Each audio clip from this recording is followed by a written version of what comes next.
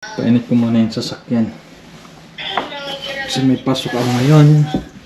2 hours lang. So, warm up ko muna ang sasakyan.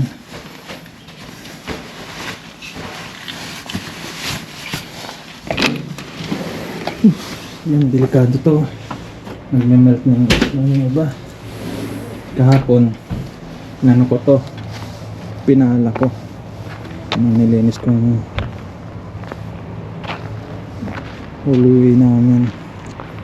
Ang delikado to. Buti dyan na ito naman nilagyan kasi ng asin. Yung frozen yung sasakyan ko. Frozen. Ano mo, kung hindi ko to lininis kahapon, edi ano, ang mahirap to ngayon linisin. Tingnan mo, frozen. Oh, lumulubog pa ako. Start ko muna. Ang lamig.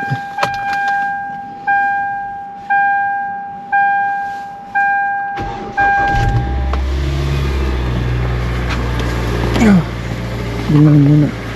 Iwan ko na lang muna yun dyan.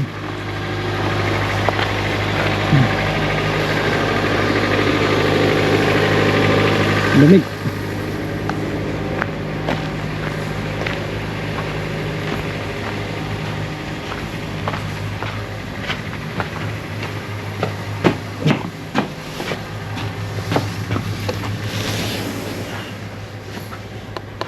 Defrost ko muna yung windshield nya kasi nagpo-frozen.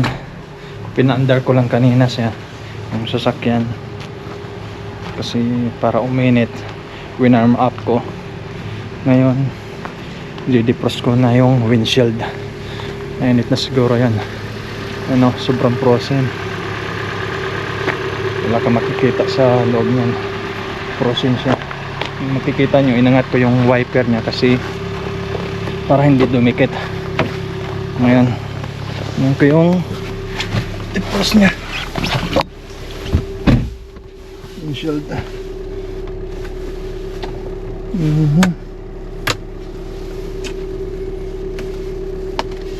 Mainit na. So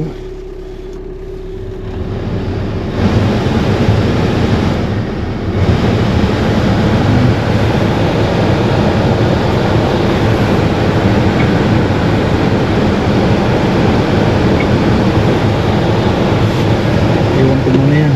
Pasok manos. No, frozen.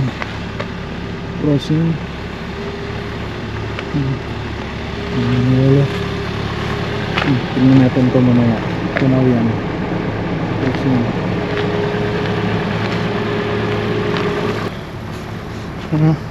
Kapal ng isla. Time check. Anong oras na? 6:24.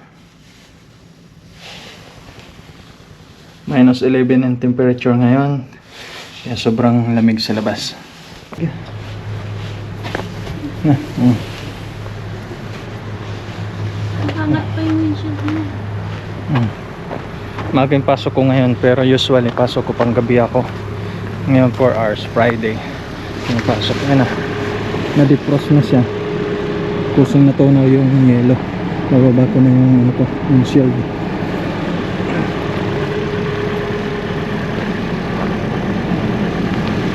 Okay.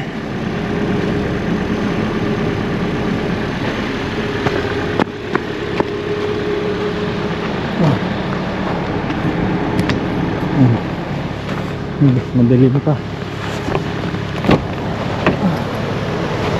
Sobrang dilim pa.